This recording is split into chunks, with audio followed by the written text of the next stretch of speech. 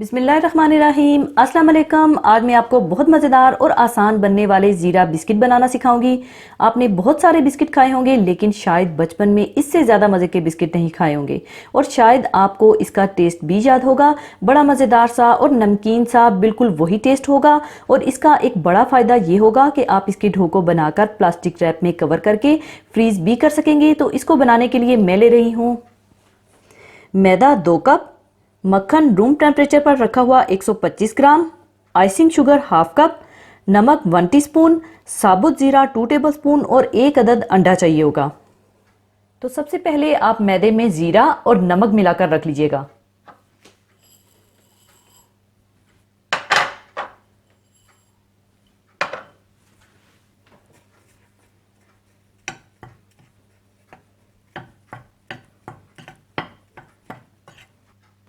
फिर इसके बाद मक्खन और आइसिंग शुगर को इतना अच्छा बीट कीजिएगा कि ये क्रीमी सा हो जाए।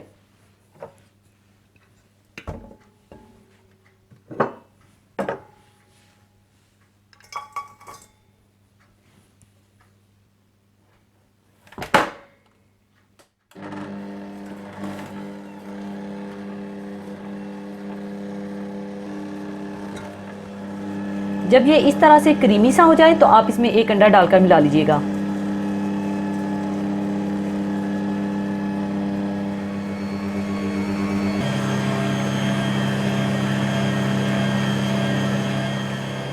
इसके बाद आप इसमें थोड़ा थोड़ा करके मैदा डालकर इसका डोसा तैयार कर लीजिएगा।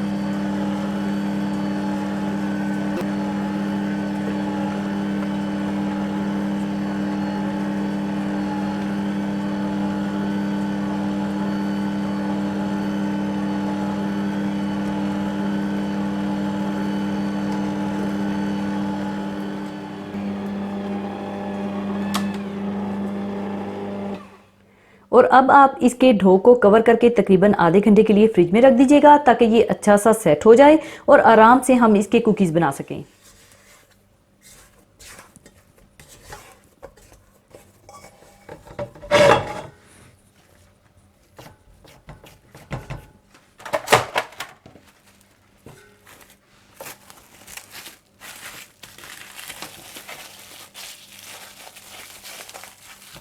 जब ज़ीरा बिस्किट का डो अच्छा सा सेट हो जाए तो आप इन्हें कुकी कटर से काटकर अपनी पसंद की कोई भी शेप दे सकते हैं, लेकिन मैं इनके हाथों से छोटे छोटे एक जैसे बाल्स बनाकर इन्हें थोड़ा प्रेस कर लूंगी और इसी दौरान आप ओवन को भी 170 डिग्री पर प्रीहीट कर लीजिएगा।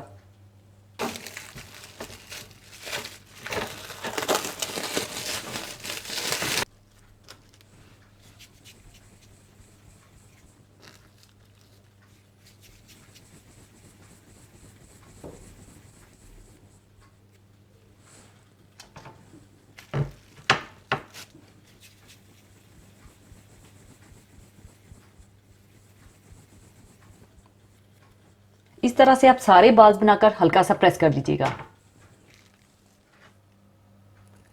कुकीज बनाने के बाद आप इन्हें 170 डिग्री सेंटीग्रेड पर रखकर 10 से 12 मिनट के लिए बेक कर लीजिएगा।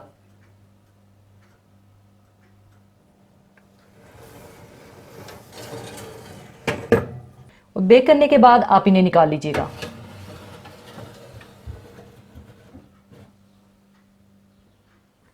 लीजिए, बहुत मज़ेदार ज़ीरा बिस्किट तैयार हैं और अब इन्हें मैं थोड़ा ठंडा होने के बाद सर्विंग प्लेट में डाल लूँगी। लीजिए, ज़ीरा बिस्किट तैयार हैं। आप इसके डो को बनाकर प्लास्टिक रैप में कवर करके फ्रीज भी कर सकते हैं और ये बिल्कुल भी ख़राब नहीं होगा। आराम से 2 से 3 महीने तक आप इसे फ्रीज कर सकते हैं और जब भी आपका दिल चाहे या मेहमान आए आप इन्हें निकालिए और थोड़ा रूम टेम्परेचर पर आने के बाद कुकीज़ बनाकर बेक करके एंजॉय कीजिएगा।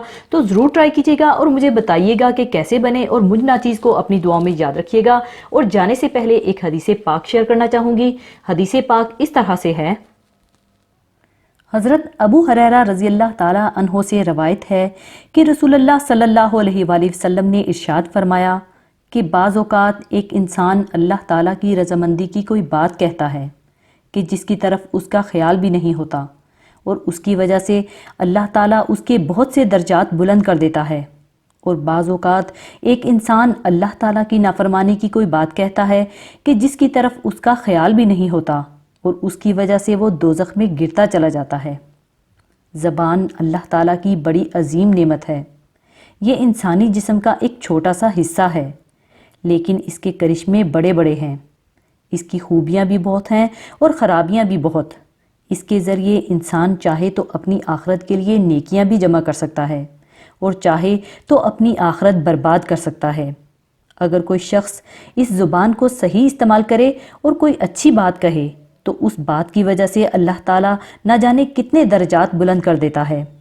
जब एक इंसान काफिर से मुसलमान होता है तो वो इसी ज़ुबान की बदौलत होता है।